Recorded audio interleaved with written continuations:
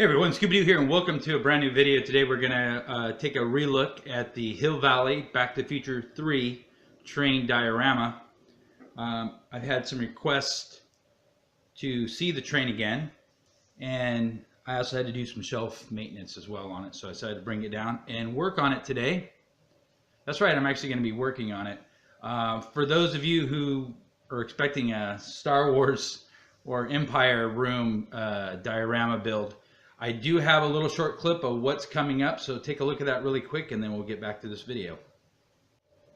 Hey everyone, this week in the Star Wars Empire room we're going to be working on the prequel shelves. Also too, we're going to be working on this Star Destroyer by Revell. Going to show you how to light it up really easily, and we're going to start integrating Alexa into this room as well. Hey Alexa! Sorry. Sorry too. Alexa! Don't worry about it. Yeah. Alexa! Listen to Darth Vader's playlist. Alexa, listen to Darth Vader's playlist. Your playlist, Darth Vader. Go, go, go, go, go, go, go, Sean. It's your birthday. We gon' party like it's your birthday. We gon' sit down like it's your birthday. All right, well that was really interesting. So on today, this is actually a New Bright train G-scale that I picked up from eBay. Now, it didn't have the decals on it, it didn't have the 131, and it wasn't weathered. But these are really, really inexpensive trains, and even if you get a train set, they make like Frosty a Snowman and Christmas ones and different themed trains. They're battery operated. Generally on like a round track, so they're like a beginner type of train set. And I was looking to pair something up with my 124 scale Diamond Select Back to the Future 3 vehicle, which is right here. And the closest I could find was this G-scale model.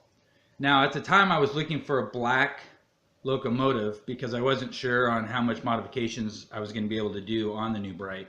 But as it turns out, they're really easy to modify. I'll go ahead and take this down. You can see here on the model, what I did is I took it apart. There's actually just a couple, well there's actually a lot of screws down below, but I only had to take apart a couple of these screws, and it loosened up some of the other parts that I was able to take off, and then I soaked the decals that were originally on there. And then once that dried, I did a coat of flat black spray paint, and then I came back and weathered it. And then for the front, you can see I recreated the bumper. That one I believe I used 124 scale rubber tires and some popsicle sticks and just kind of broke them up. And then actually for the dirt, I actually used some hairspray, and then went out in the backyard and got some dirt and just kind of put it on there, and it all stuck. Also too, there was this little front red section here. This is actually a bolt cap or a screw cap that actually fit right into place. They're like little caps that you put on screws when you're finishing furniture, and then I painted it red. So that was kind of lucky with that piece, because I save a lot of little teeny things when I'm making stuff, just in case if I'm like, hey, I need a little cap or something to go on there. And so that's what I did. And then just the white dry painting, just to give it a more of a worn look. And then I did the same thing with the hairspray, and I put some dirt, kind of weathered it. And then I did the same thing with the coal car from behind, but the thing was, in the movie they didn't use coal, they used wood. So I actually repainted the top to kind of make it look like wood, but it doesn't look that way. And I actually spent about like 20-30 minutes trying to paint it or come up with some solution. And since I decided to re-show the train, I thought, well, the easiest solution would just be to use wood. So I went down to my local 99-cent store and I bought these wooden dowels. They're actually longer, and I cut them into pieces couple more. I just got a bag, they were 99 cents, and just kind of cut them up into different size wood log pieces. And what I'm going to do is I'm actually just going to stain those, and then let me go ahead and move this out of the way. Oh, also too, if you notice, I put some screws. Let me just show you. You can't really see it how I have it set in diorama. I actually have some screws on the track. And the reason why I did that is because the DeLorean is not quite to scale to the train. I mean, G scale is a big scale, but it's not large enough. So I actually put the screws there to have it kind of stand up a little bit higher. So it was more kind of to scale to the car. So we'll pull this down. Now these are actually battery operated, and they actually make sound and they blow smoke out of the stack in front. And actually I could have had this a moving diorama, well, not a moving diorama, but one that it made sound and blew smoke. But this car that I got, there's actually a connection. I think I took it off. That actually, there's a battery pack in here that would power the front, but these were actually from two different trains. So I wasn't able to do that, not a big deal. But so this comes off. This is where the batteries go in. And so what my idea was is just to actually put wood inside here. So I unscrewed this. Let me get it out. Trusty knife. There's a couple screws in the bottom of it. I just took the screws out. So you have this piece here, and then this is the bottom piece that actually fits.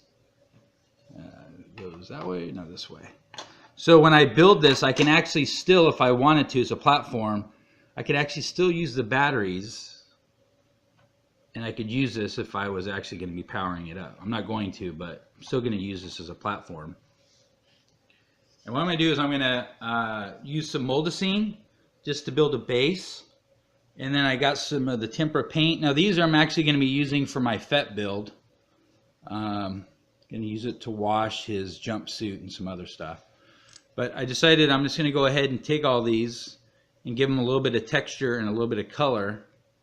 And then we will put that onto the moldacine, and then we will have a wood car instead of a coal car. So I'm going to go ahead and start working on that. I'll film it, but kind of do it really fast, and so you can see the process, and then we'll take a look at it when it's finished.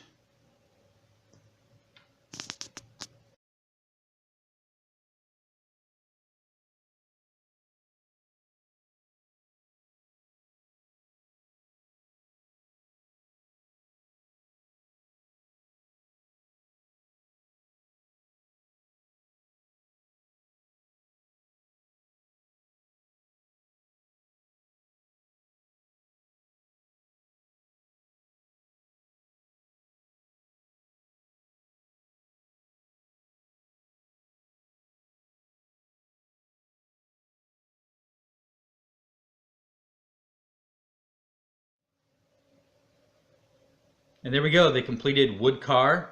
In the building of it, when you saw me leave out of screen, I was just adding some water to the bowl.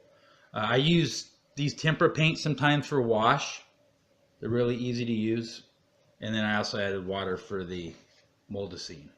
So that's how long it took, exactly how long you saw I did all in one take. The only thing I didn't film was just me readjusting the logs. And then I would follow it up with some spray glue.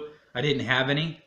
I had to use hairspray, so I'll probably go back with some spray glue later to actually make sure that all the logs are held into place. But I think it looks much better than the plastic covering. I can't believe I didn't think of it when I was doing it. Just sometimes the simplest things are just to use what you have, which is just wood. Okay, if you have any questions or comments, if there's something I didn't cover, feel free to leave them down below and I will try to answer them for you. And I hope you guys are having a fantastic weekend. And again, don't forget the Star Wars videos coming out later this week. All right, have a good day.